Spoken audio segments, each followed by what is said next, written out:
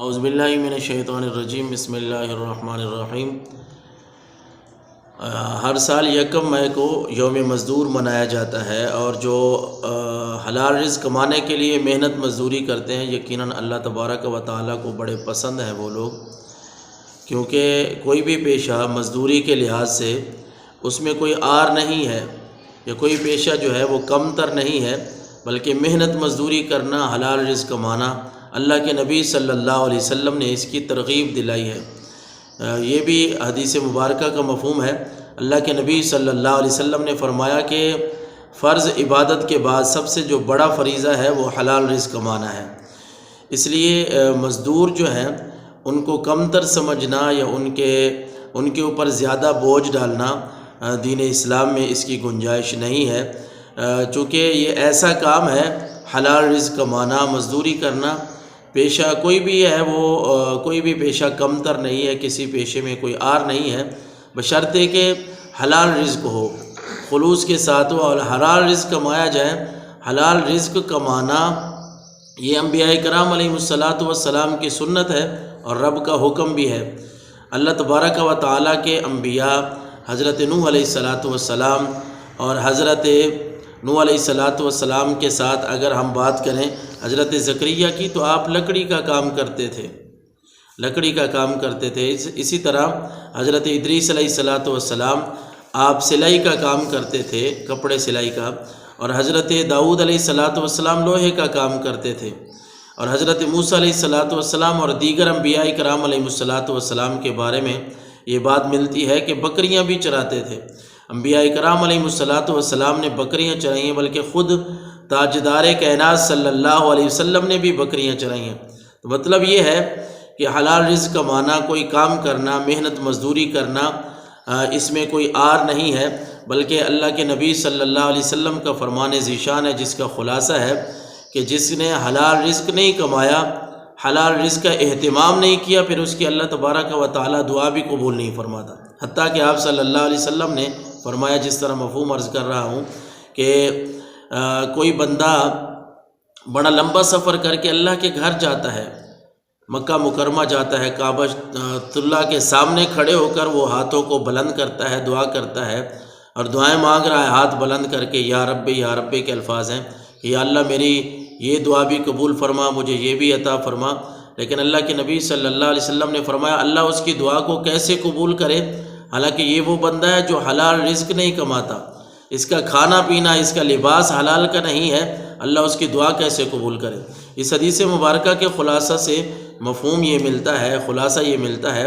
کہ جو بندہ حلال کماتا ہے، حلال رزق کماتا ہے، اللہ تبارک و تعالیٰ اس کی دعا کو بھی قبول کرتا ہے۔ رب العالمین کے ہاں محنت مزدوری کرنے والا شخص جو ہے وہ بڑی عزت کا حامل ہے، بڑے مرتبے کا حامل ہے۔ اللہ کے نبی صلی اللہ علیہ وسلم کا فرمان ذیشان ہے، جس کا مفہوم ہے، آپ نے فرمایا کہ مزدور کی مزدوری جو ہے وہ اس کا پسینہ خشک ہونے سے پہلے دیں، یعنی جب وہ کام کر لے تو اس کے کام کرنے کے بعد اس کو اپنی مزدوری دے دی جائے۔ اور دین اسلام میں آقا کریم علیہ السلام کے فرامین میں سے یہ بھی بات ہمیں ملتی ہے کہ مزدور کے اوپر ظلم و زیادتی نہیں کرنی چاہیے، اس سے ایسا کوئی کام نہیں لینا چاہیے جس کی وہ سکت اور طاقت نہ رکھتا ہو۔ آپ صلی اللہ علیہ وسلم کے فرمان ذیشان کا خلاصہ ہے کہ اگر مزدور کو آپ ایسا کام بتاتے ہیں جو اس کے طاقت سے زیادہ ہے، تو پھر اس کا ہاتھ بٹائیں، اس کے ساتھ کام کروائیں، نہیں تو اس کی مزدوری جو ہے وہ اس کو زیادہ دیں، اس کے حساب سے دیں، تاکہ وہ خوش ہو جائے۔ یعنی فرمان ذیشان کا خلاصہ یہ بنتا ہے کہ مزدور کا خیال رکھا جائے، کسی طرح پہ بھی ظلم انسان کے اوپر وہ جائز نہیں ہے، اور مزدوروں کی دل آزاری کرنا، مزدوروں کے ساتھ، جس طرح ہمارے معاشرے میں یہ بات ہے کہ اگر کوئی مزدور مزدوری کر رہا ہے، وہ ہمارے گھر کر رہا ہے، وہ کسی بھی جگہ پہ کر رہا ہے، تو جو مالکان ہوتے ہیں نا، مالک ہوتے ہیں، وہ یہ سمجھتے ہیں کہ بس نعوذ باللہ ہم ہی خدا ہیں ان کے، اور وہ مختلف قسم کا ان کے اوپر ظلم و زیادتی کرتے ہیں، جبر کرتے ہیں۔ حتیٰ کہ اگر مزدور اپنا حق حاصل کرنے کے لیے کسی احتجاج کی کوئی بات کرتا ہے، کوئی کام بند کرنے کی بات کرتا ہے، تو مالک جو ہے وہ کام سے نکالنے کی دھمکیاں دیتا ہے۔ دین اسلام کا مزاج جو ہے وہ یہ ہے کہ جو حلال کمانے والے ہیں، جو مزدور طبقہ ہیں، ان کو ساتھ لے کے چلیں، ان کی عزت اور احترام کریں، ان کا مرتبہ کسی بھی مسلمان سے، کسی انسان سے کم نہیں ہے، بلکہ جو حلال کمانے والے ہیں، محنت مزدوری کرنے والے ہیں، اللہ تبارک و تعالیٰ کے وہ محبوب بندے ہیں، اللہ کے محبوب بندے ہیں، اور اللہ کے نبی صلی اللہ علیہ وسلم کے بھی وہ محبوب ہیں۔ اور آپ صلی اللہ علیہ وسلم نے ایسے لوگوں کے لیے فرمایا، جس کا حدیث مبارکہ کا مفہوم ہے، آپ نے فرمایا کہ کوئی بندہ لکڑیاں چن کے، لکڑیاں کٹھیاں کر کے گٹھا اپنی کمر پہ لاد کے آ کے بیچتا ہے، یہ اس بندے سے بہتر ہے جو مانگتا پھرتا ہے، جو سوال کرتا ہے، مانگتا پھرتا ہے، اس سے یہ بندہ بہتر ہے۔ اس لیے جو محنت مزدوری کرنے والے لوگ ہیں، ان کے ساتھ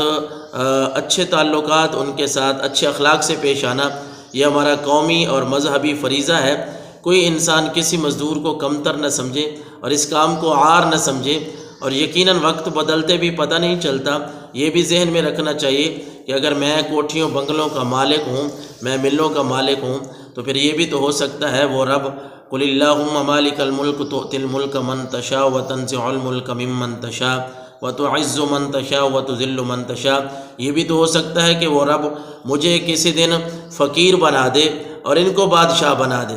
انسان کو اپنی اوقات میں رہنا چاہیے، اور یہ بات سمجھنی چاہیے کہ کسی انسان کو کمتر سمجھنا، کسی مزدور کو کمتر سمجھنا، اور مزدوروں کے جو حقوق ہیں وہ ان کو صرف